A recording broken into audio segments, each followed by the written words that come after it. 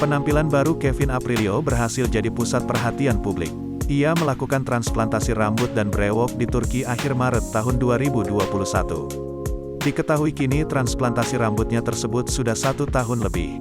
Banyak perubahan terjadi pada penampilan Kevin Aprilio yang kini brewokan. Musisi berusia 32 tahun ini meninggalkan gaya rambut panjang yang jadi ciri khasnya saat menjalani proses tanam rambut dan brewok tahun lalu. Brewok barunya juga tampak sudah tumbuh dengan lebat. Setelah 7 bulan berlalu, hasil transplantasi rambut Kevin sudah jadi dengan sempurna.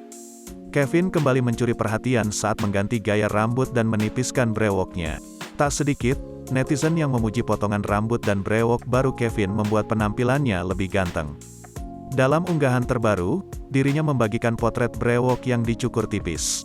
Dengan menipiskan bagian brewok, ia makin terlihat ganteng dan keren. Banyak netizen memberikan pujian positif dalam unggahan Instagram miliknya.